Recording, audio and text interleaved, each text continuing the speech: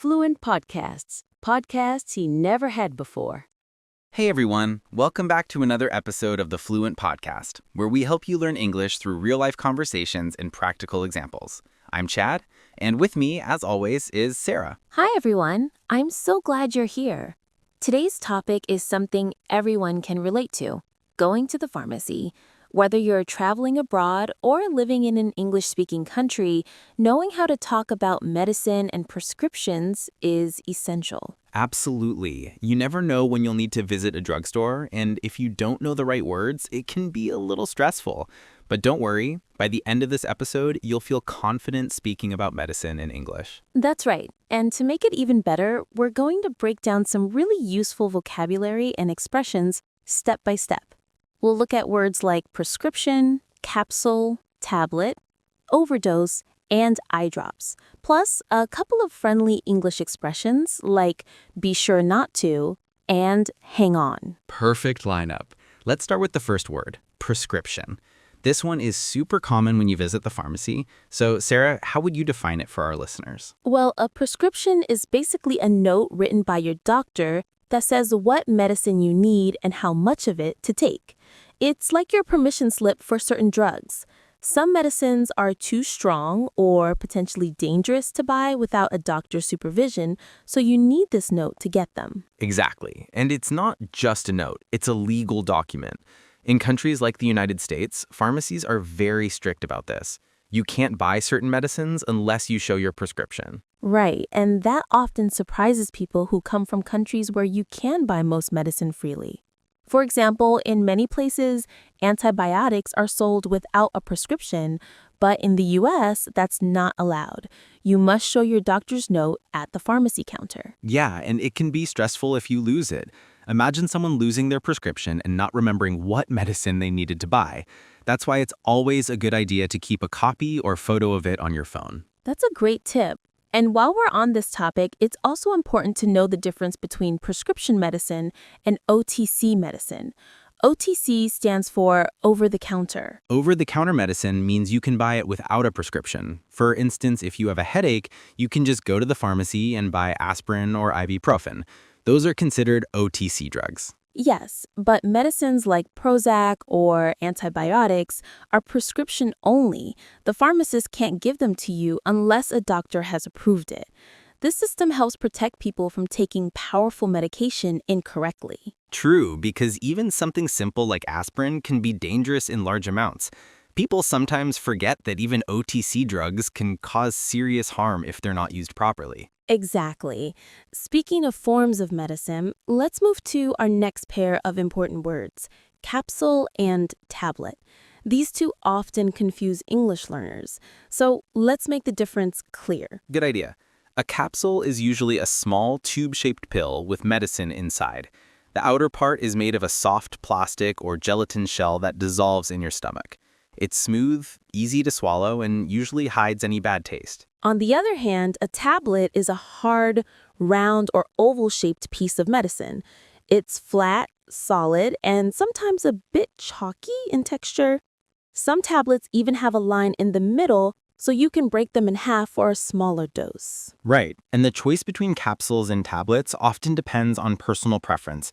Some people find capsules easier to swallow, while others prefer tablets because they can split them. Also, tablets are sometimes cheaper and last longer.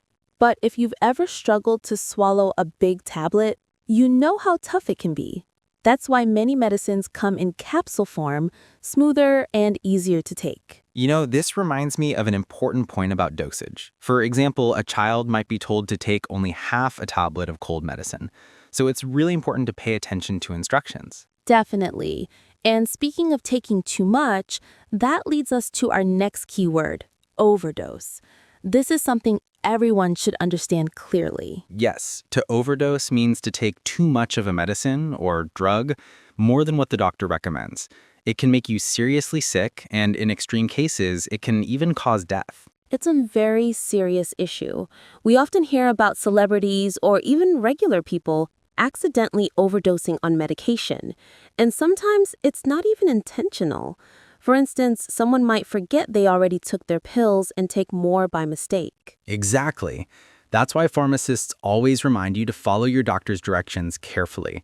If the label says take 1 tablet 3 times a day, that means exactly that. No more, no less. And it's not just humans. Even pets can overdose if they accidentally swallow medicine. So it's important to store drugs safely out of reach of children and animals. Very true. Now let's move on to another common word, eye drops. Sarah, this one's easy but still worth discussing. Absolutely. Eye drops are liquid medicine that you put directly into your eyes. People use them for all kinds of reasons, to relieve dryness, redness, infections, or irritation from contact lenses. Yes, and if you've ever had pink eye or an allergy, your doctor might prescribe specific eye drops. They usually come in a small plastic bottle, and you use just a few drops at a time. The key thing to remember is that they're a type of medicine too, even though they're not pills. You need to follow the directions exactly. How many drops, how often, and for how many days. Great point. So far we've covered the main vocabulary: prescription, capsule, tablet, overdose, and eye drops. But let's add some useful phrases that you'll often hear in pharmacies or medical situations. Yes, one of my favorites from today's examples is be sure not to. For instance, be sure not to take this medicine on an empty stomach. It's a polite and caring way of saying don't do something. Right, instead of saying don't do that, which sounds a bit harsh, be sure not to sounds softer and more polite. It's a friendly way to give advice or warning. Let's share a few examples. You might hear, be sure not to forget your ID when you go to the pharmacy, or be sure not to mix this medicine with alcohol. Both are polite reminders. Exactly. You can use it in daily life too. For example, be sure not to miss the last bus, or be sure not to leave your bag behind. It's a great phrase to sound natural and kind. Another very useful phrase from our discussion is hang on. This one is great for everyday English too. It simply means wait. Right. It's informal, but it's used all the time. You can say, hang on a second, or hang on a minute. It's friendlier than just saying wait. For example, hang on, I'll check the price. Or hang on a sec, I'll grab my phone. It's polite, casual, and perfect for daily conversations. Exactly. So now we have 2 great expressions, be sure not to and hang on, that are polite, natural, and extremely common. I love that both of them sound gentle but still clear. They're perfect examples of how English speakers often soften instructions to sound more friendly. That's a great observation, Shara. English tends to use softer expressions for politeness. Instead of commanding people, we make requests sound kinder. And that's something learners can practice to sound more natural. Absolutely. Now, let's do a quick grammar and context review for everyone. One of the most common mistakes learners make is using the wrong verb with the word medicine. Oh yes, I hear this all the time. People say things like I ate medicine or I drank medicine. But in English, we don't eat or drink medicine, we take medicine. Exactly. You say, I took my medicine this morning, or don't forget to take your vitamins. Even for liquid medicine like cough syrup, you still use the verb take. Right. You can drink water, but you take medicine. It's one of those small details that makes your English sound much more natural. That's why practice is so important. The more you hear and repeat these phrases, the more natural they become. So to recap what we've learned so far, we've explored key vocabulary: prescription, capsule, tablet, overdose, and eye drops. Then we learned 2 essential English expressions, be sure not to and hang on. We also added some extra vocabulary: syringe, cough syrup, bandage, hydrogen peroxide, and ointment. Plus, we reviewed the important grammar rule, you take medicine, not eat or drink it. Exactly. And beyond vocabulary, we discussed the difference between prescription and over-the-counter medicine, which varies from country to country. This kind of understanding helps you sound natural, polite, and informed when you speak English in medical or daily situations. So, listeners, we'd love to hear from you. How does your country handle medicine and prescriptions? Do you need a doctor's note for most medicines, or can you buy many over-the-counter? Share your thoughts with us. You can message us on social media or comment where you're listening from. We always love learning about different systems around the world. That's it for today's episode.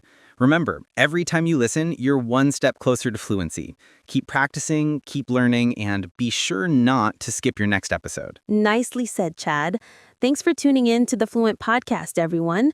Until next time, stay healthy, stay curious, and keep speaking English with confidence.